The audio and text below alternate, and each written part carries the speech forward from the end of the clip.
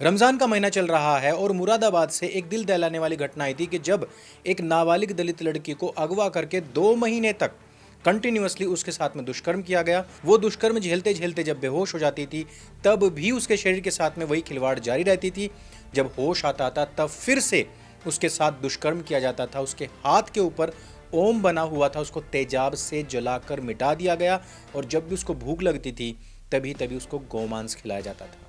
इसमें 4 बालिग और नाबालिग दीनी, मजहबी और रोजेदार पकड़े गए थे, लेकिन देश के अंदर कोई भी हलचल नहीं थी। यही चीजें यदि हिंदुओं के साथ हो जाती तो अब तक पक्ष और विपक्ष सारे के सारे विधवा विलाप और रुदन कर रहे होते, लेकिन इन मोहम्मदीनों के पकड़े जाने के बाद में किसी ने चूं तक नहीं की थी।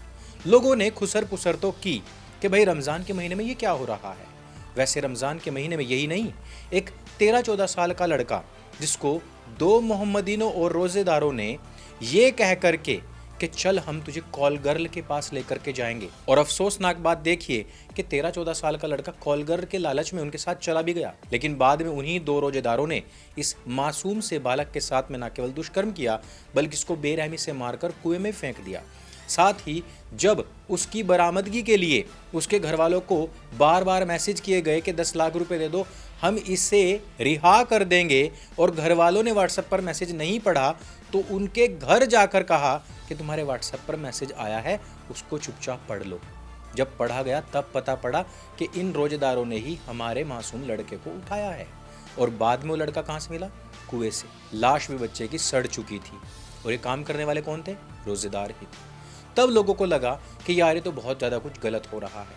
लेकिन जैसे ही भारत ने चैंपियंस ट्रॉफी उठाई, हिंदुस्तान में हिंदुओं ने जश्न मनाना शुरू किया, वैसे ही इनके स्थान विशेष में भी आग लगनी शुरू हो गई, और वो आग भड़की हिंदुओं के ऊपर। इंदौर से मामले आए कि हिंदुओं की पिटाई की गई है क्योंकि वो हिंदू जश्न मना रहे थे। वैसे इसके ऊपर भी पक्ष या विपक्ष ने कोई बहुत बड़ा आउटरीच नहीं लिया। आपको तो पता ही है कि विपक्ष की एक राष्ट्रीय प्रवक्ता शमा मोहम्मद ने तो भारतीय क्रिकेट टीम के कप्तान को अभद्र, मोटा, बेडोल और अनफिट तक कह दिया था। हालांकि भोंदू उनका खुद का अध्यक्ष है, लेकिन गलती शमा मोहम्मद की नहीं है। शमा जिन परवानों के लिए आज भी जलती है वो पाकिस्तानी है, और पाकिस्तानियों के घर में घुस करके उन्हीं की चैंपियंस ट्रॉफी में उन्हीं को मार कूटने वाले रोहित शर्मा के खिलाफ भला पाकिस्तान की नाजायज औलादे भारत में क्यों ना उबल रही होती। लेकिन ध्यान रखिए कि शमा मोहम्मद भी दीनी हैं, रोजेदार हैं। तब लोगों ने आपस में खुसफुसाहट शुरू की कि भाई ये तथाकथित रमजान का जो पाक महीना है, इसी में इस तरीके की चीजें क्यों घटित होती हैं। तब लोगों ने एक दूसरे को बताया कि अगर रमजान के बारे में फुल डिटेल जाननी है तो आपको ढाई मोर्चे का चक्रव्यूह पार्ट 1 अवश्य पढ़नी चाहिए, जो कि हमारे सनातन हाट पर और अमेजन पर बहुत बड़ी छूट के साथ में उपलब्ध भी है। फिर भी आपकी जानकारी के लिए रमजान के महीने की स्पेशलिटी क्या है, उसके लिए मैं एक रैपिड फायर आप लोगों के लिए खोल देता हूं। मित्रों, रमजान का जो महीना है वो युद्ध की तैयारी का महीना होता है। 17वें रमजान को सबसे पहली बार इस्लाम के नबी ने बद्र का युद्ध लड़ा था, और उसमें भी पानी पीते हुए लोगों को तीरों से मारा गया था। जबकि उससे पहले के नियम अलग थे कि भाई कोई भी पानी वानी पिएगा तो उसको नहीं मारा जाएगा। जिनको मेरी बात के ऊपर यकीन ना हो, द मैसेज नाम की मूवी है, यूट्यूब पर है, और इसको 57 देशों की टॉप यूनिवर्सिटीज के टॉप मौलानाओं ने पास किया था, तब जाकर के फिल्म रिलीज हो पाई थी। इसी प्रकार से धोखे से और छल से युद्ध लड़े और जीते गए थे। यदि आधुनिक भारत के विषय में रमजान को देखा जाए तो 17वें रोजे के दिन ही डायरेक्ट एक्शन डे की घोषणा की गई थी। 17वां रमजान था और मोहम्मद अली जिन्ना ने कहा था कि आज से हम हिंदुओं के खिलाफ डायरेक्ट एक्शन लेते हैं। और ये कब शुरू हुआ था? ये हुआ था 16 अगस्त 1946 को। और ध्यान दीजिए इस बात के ऊपर कि 14 अगस्त 1947 जिस दिन पाकिस्तान अपना जन्मदिन मनाता है, उस दिन रमजान का आखिरी जुम्मा था, यानी कि तब भी रमजान चल रहे थे। यानी डायरेक्ट एक्शन डे से लेकर के और पाकिस्तान की आज़ादी तक, यानी रमजान से लेकर रमजान तक हिंदुओं का खून लगातार बहता ही रहा था। 1 साल तक मुसलमानों ने इसको जश्न के तौर पर मनाया था, और आज़ाद होने के बाद में भी पाकिस्तान के अंदर इस प्रकार के हिंदुओं के खिलाफ जो घटनाएं थी समाप्त नहीं हुई थी, बल्कि 48, 49, 50 तक भी लगातार हिंदुओं का पानी की तरह बहाया था।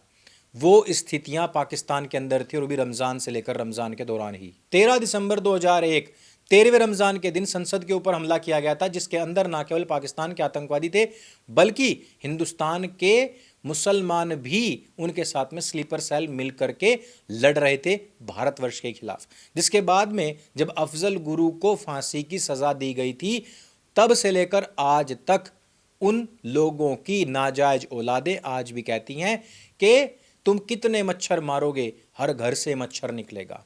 12 मार्च 1993 जब मुंबई के अंदर लगातार बॉम्ब ब्लास्ट हुए थे, तब उसके बारे में टाइगर मेमन ने जो कुछ भी कहा था, उस समय के जो कमिश्नर थे राकेश मारिया जी, उन्होंने अपनी किताब लेट मी से इट नाउ में स्पष्ट लिखा था कि टाइगर ने कहा कि हमें 17वें रमजान के दिन मुंबई के अंदर बॉम्ब ब्लास्ट करने होंगे। इसी दिन बद्र का युद्ध हुआ था, इसी दिन हमारे नबी ने सबसे बड़ी जंग जीती थी। और आप सभी को पता होना चाहिए कि कई सौ लोग उसमें मारे गए थे और हजारों लोग उसमें घायल हुए थे, और जो क्षति हुई थी देश को, उसकी पूर्ति आज तक भी हमारा देश नहीं कर पाया है। और ये कब हुआ था? तथाकथित पाक रमजान के महीने में ही हुआ था। आजाद मैदान का दंगा, ये कौन भूल सकता है, जब वहां पर लगी हुई अमर जवान ज्योति को लात मारकर तोड़ दिया गया था। अमर जवान ज्योति जो है वो 1857 की क्रांति की एक निशानी है। अब जरा सोचिए कि रानी लक्ष्मीबाई, तात्या टोपे, मंगल पांडे जी, यदि उनको भविष्य दिखाई देता और उनको पता लगता कि इस प्रकार से जालीदार टोपी वाले कुछ लोग हमारे नाम पर बनाए हुए किसी प्रतीक चिन्ह को इस प्रकार से अपमानित करके तोड़ करके फेंकेंगे, तो क्या उनकी बंदूकों की नलियां अंग्रेजों की तरफ से इन गद्दारों की तरफ ना घूम जाती? बिल्कुल घूम जाती, क्योंकि वो एक ऐसी अमर जवान ज्योति है जिससे हमें प्रेरणा मिलती है कि अपनी एक हारी हुई लड़ाई को भी अपनी मृत्यु का परिणाम जानते हुए भी हमारे उन अमर सेनानियों ने लड़ाई को लड़ा, आगे बढ़ाया था, ताकि आने वाली पीढ़ियां उनके बहे हुए उस रक्त को अपने मस्तक पर लगा करके एक विजेता बनकर इन आताताइयों के खिलाफ लड़ सकें। उनको पता था कि हम हार जाएंगे, उनको पता था कि हमें तोप से बांध करके उड़ा दिया जाएगा, हम बहुत संख्या में कम हैं, अभी हम बिखरे और बटे हुए हैं, फिर भी उन्होंने लड़ाई को लड़ा था, क्योंकि उन्हें पता था कि एक ना एक दिन हम किन्हीं की प्रेरणा बनेंगे, आदर्श बनेंगे।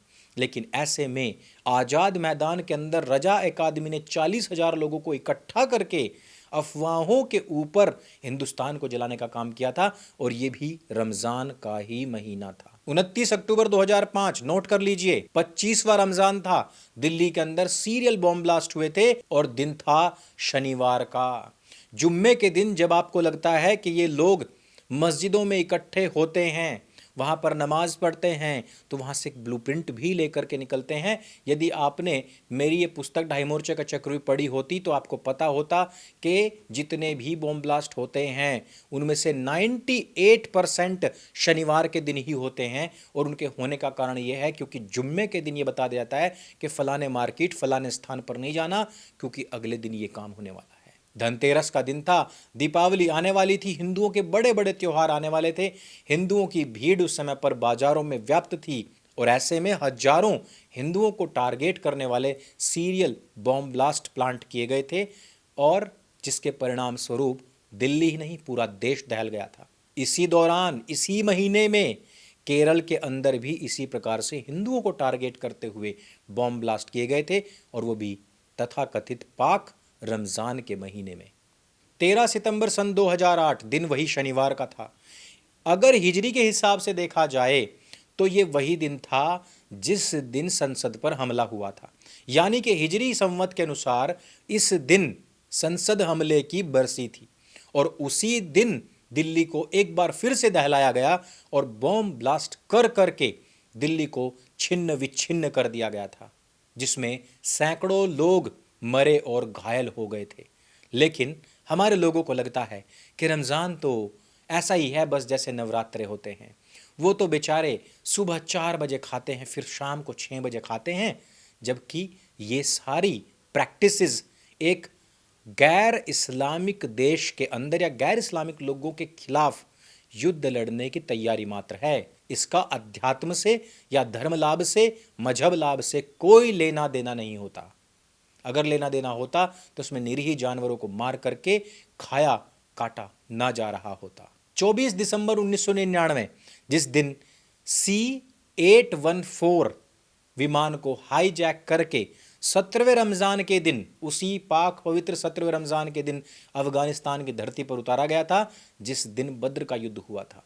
और उसमें भी हिंदुस्तानियों को मारा गया, आतंकवादियों को छुड़वाया गया और उन्हीं आतंकवादियों ने फिर वापस से भारतवर्ष के ऊपर हमला किया था। वैसे तो इस रमज़ान के महीने की महिमा जो है वो अनंत है और इसको मैंने बहुत एक्सप्लेन करके रमज़ान के महीने, उससे पहले और उसके बाद, जैसा कि उनकी किताबें हवा हवाई कहती भी है कि जब ये पाक महीना बीत जाए तो उसके बाद में काफिरों को घेरो, पकड़ो और न जाने क्या क्या करो।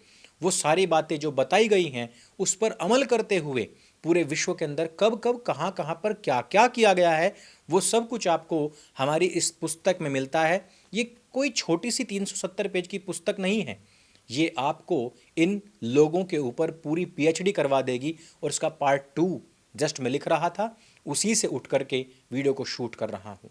मित्रों, मैं आप लोगों से अपील करना चाहता हूँ कि इन लोगों को, यदि आपको इस बीमारी को जानना है तो आपको थोड़ा सा अध्ययन स्वाध्याय तो करना पड़ेगा। साथ ही साथ आप सत्य सनातन को इसी प्रकार से सुनते रहें, सपोर्ट करते रहिए और जो मेरे द्वारा लिखी हुई पुस्तकें हैं उनको भी खरीद कर अवश्य पढ़िए। इसका इंग्लिश वर्जन हमारी सनातन हार्ट वेबसाइट पर प्री बुकिंग के लिए आ चुका है, जिस पर भारी छूट मिल रही है।